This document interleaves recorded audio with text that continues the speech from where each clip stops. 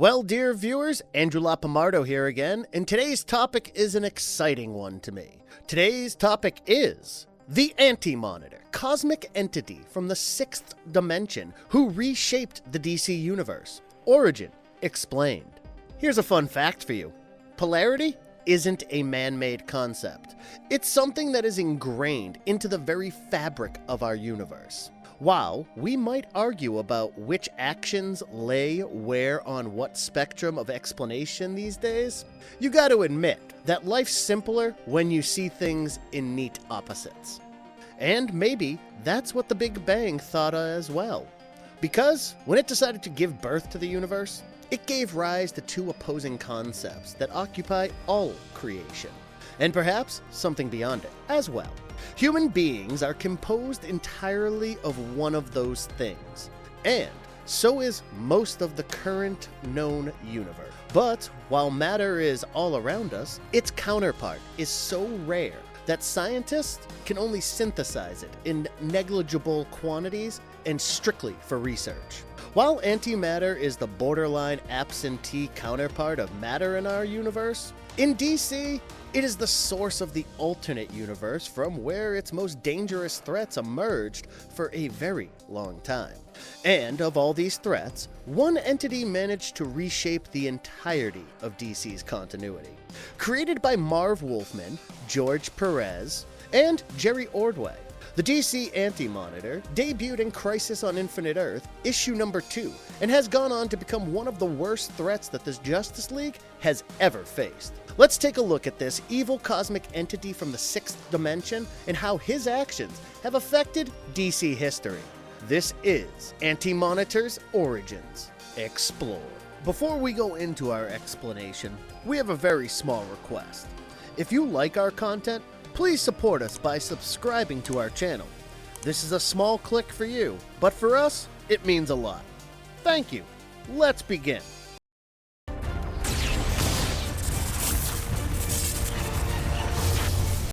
Who is the Anti-Monitor? Millions of years ago, on the primordial planet Maltus, there existed a civilization so advanced that it would make humanity look like prehistoric cavemen all over again. The Maltesians were at the top of the cosmic food chain, immortal beings who favored reason and rationality over all things, and sought to unravel the deepest secrets of the universe. But where the rest of the Maltesian race also practiced prudency, Corona did not. He was a brilliant scientist who was at the heart of many Maltesian inventions. He was also insatiably curious, always taking unnecessary risks, also pushing the envelope a bit too far.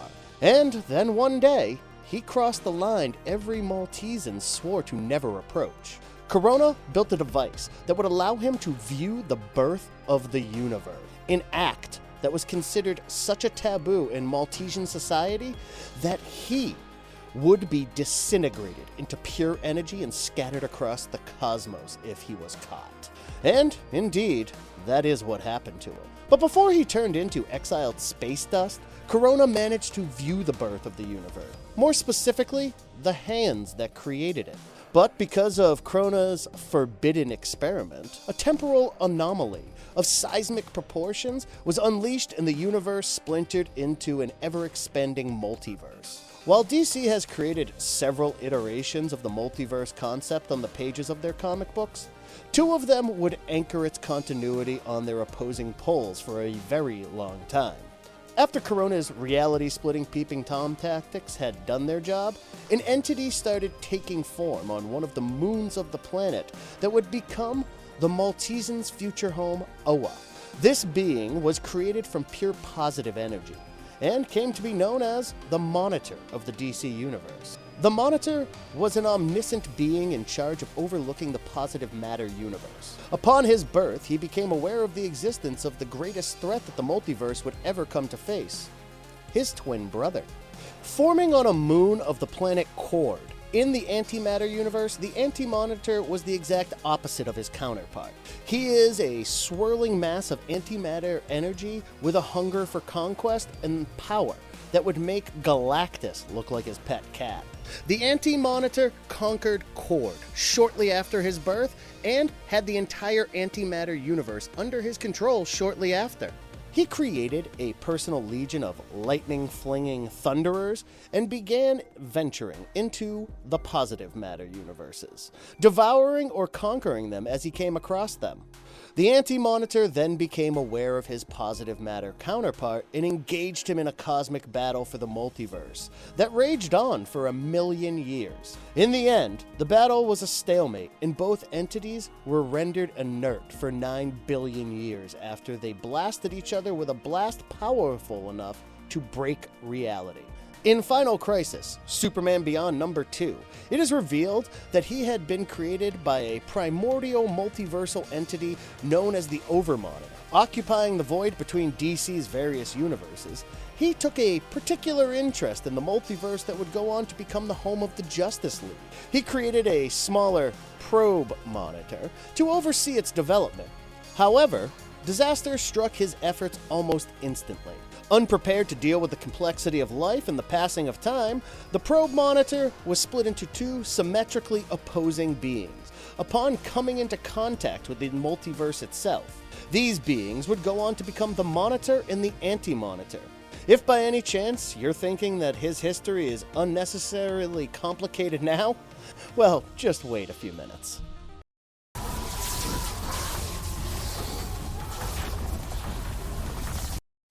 Post-flashpoint and rebirth origins of the Anti-Monitor.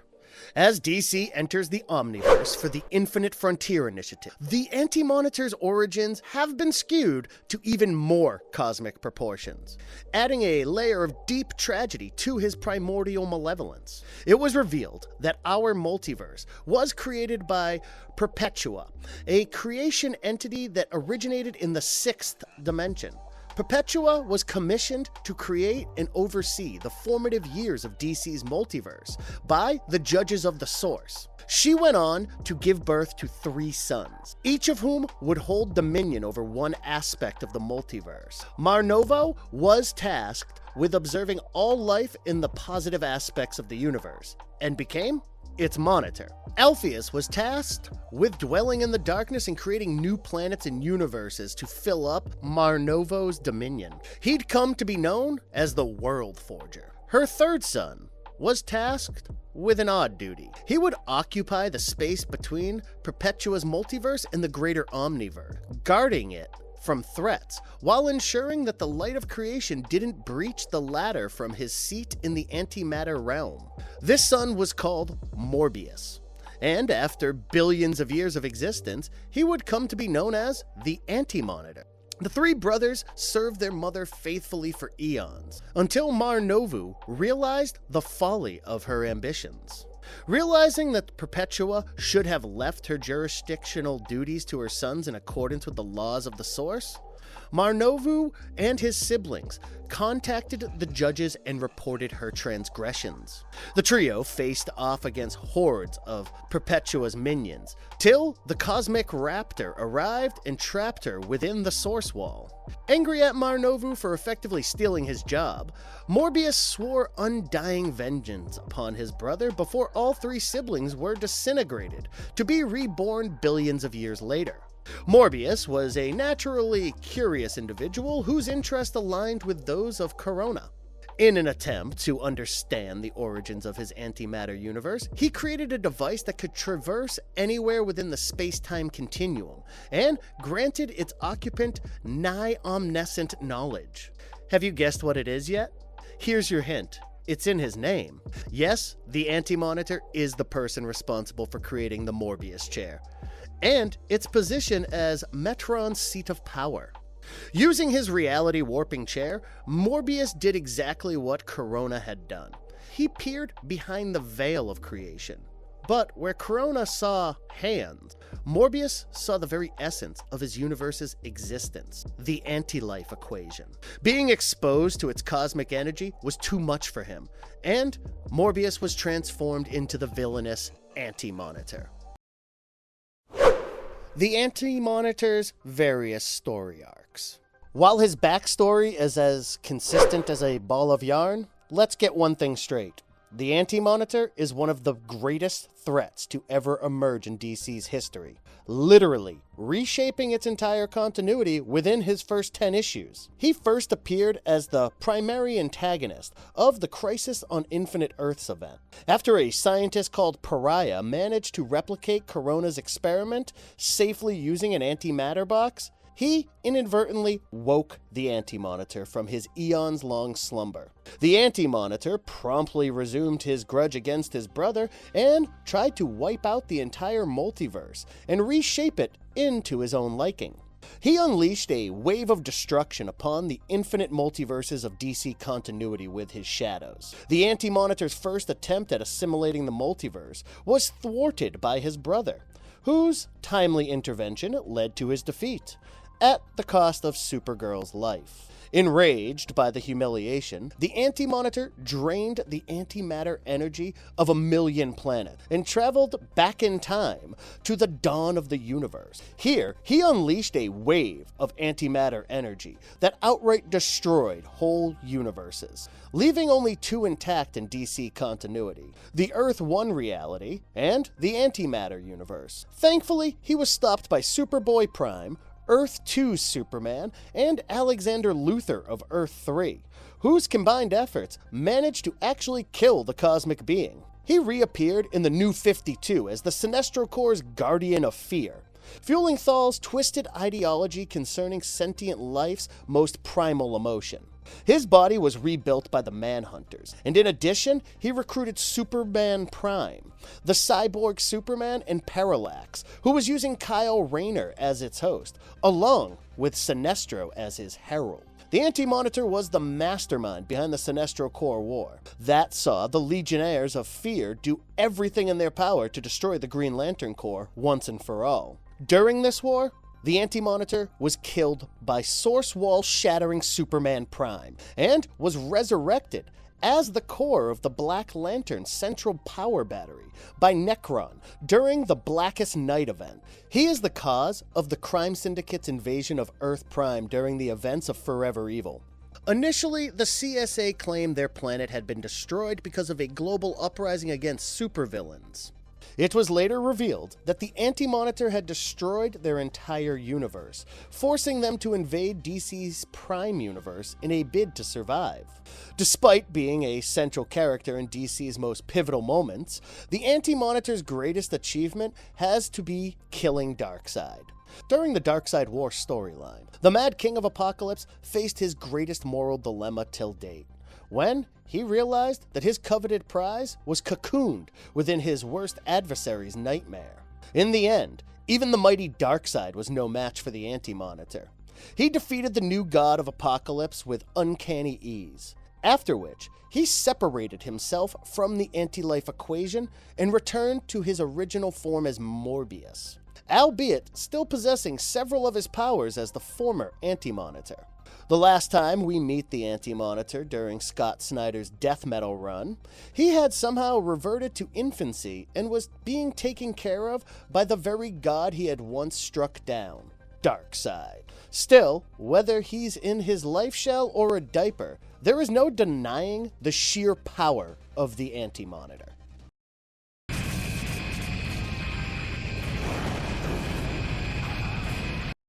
What makes the Anti-Monitor so dangerous? To be honest, we'd be better off trying to list what doesn't. The Anti-Monitor is one of the most powerful beings in DC history. He is a cosmic being made of pure antimatter energy and can manipulate that energy however he deems fit. Though he does have to wear his nearly indestructible life shell to seem even vaguely humanoid. If you can somehow manage to get through his armor, which you won't, you still have to contend with all the other things that he can do to you. The Anti-Monitor is a primordial being who is omniscient. He can see across universes in an instant and determine outcomes faster than the speed of light. He can travel between universes without needing a vibrational frequencies or a tuning fork, even though he himself was turned into one by Alex Luthor. Saying that the Anti-Monitor is physically stronger than any superhero in existence would be an understatement. The guy was able to swat aside a Mr. Mix-Yes Spitlick enhanced Spectre like he was an annoying gnat. And Spectre is literally the spirit of vengeance. The Anti-Monitor has full control over his physiology, being able to grow from a peanut-sized gremlin to a cosmic megazord at the drop of a hat. He can absorb various life forms in the blink of an eye, create lethal energy constructs out of thin air, and can greatly augment his own strength by accumulating that of others. Being linked to the very essence of the multiverse, Morbius can never truly be killed. He will simply keep resurrecting over and over again as long as the antimatter universe exists. At the same time, his mastery over the antimatter energy is such that it surpasses even the Omega Sanction. Darkseid's I-beams might never miss, but Anti-Monitor's energy projection is so advanced that he can alter the fabric of reality with it. Yes, the Anti-Monitor's I-beams just don't turn you into space dust, they can also turn you into a giant turd monster for shits and giggles. With a single concentrated wave of antimatter energy, the Anti-Monitor changed DC's landscape, slaughtering trillions in the wake of his temper tantrum. And you know, if that's what he does when he throws a tantrum, we do not want to test him on a particularly rough day. Sometimes it is better to not have all the answers, and in this case, it just might keep you sane. I can't move. Deadly versions of the Anti-Monitor in various forms of media. The Anti-Monitor is one of the core villains of DC's pantheon of super individuals and has two memorable TV adaptations. The first one is courtesy of the Green Lantern, the animated series, where he appears as an overarching antagonist of the second half of the series. In this version, the Anti-Monitor isn't a primordial being whose existence was linked to Krona's experiment. After he realized the terrifying potential of the monster he created, Krona banished the Anti-Monitor to another universe where he consumed almost everything. He struck a deal with a sole survivor and was able to breach the main universe, where he proceeded to clash with the Green and Red Lantern Corps multiple times. This version of the Anti-Monitor was decapitated by Hal Jordan's AI companion, Aya. The more tantalizing depiction of the Anti-Monitor comes from the Arrowverse, where he is depicted as the universal threat he truly was in the comics. In this version, Mar-Novu, aka the Monitor, is the scientist who is attempting to uncover the origins of the universe, not Krona. He had hoped to find the secret of all creation. Instead, he discovered the antimatter universe and his evil counterpart, Mobius. Beyond this, much of the rest of the Crisis on Infinite Earth storyline followed by CW is consistent with the comics. This version of the Anti-Monitor looks very different from his comic book descriptions as is played by semi-professional slamball player and Sons of Anarchy Deputy Sheriff Kane, LaMonica Garrett. Your friends. In conclusion, we feel we've said it enough, but we'll reiterate it one last time to drive our point home. Without the Anti-Monitor, DC's current landscape might have been populated with far more superheroes than it already has, and that is a terrifying prospect on so many levels. Ruthless, avarice-riddled, and utterly without contempt, the Anti-Monitor is one of the strongest and craziest characters to ever face off against the Justice League and the Guardians of the Universe. He's got an entire dimension's worth of power over Mr. Mix-Yes Pitalik. And that dastardly imp toys with creation in his free time. You put the dots together, because frankly, we're too scared to do the math on that one. And if you liked our content, don't forget to leave a like and subscribe to us if you haven't already. Have a good one and be safe. Thanks, everyone.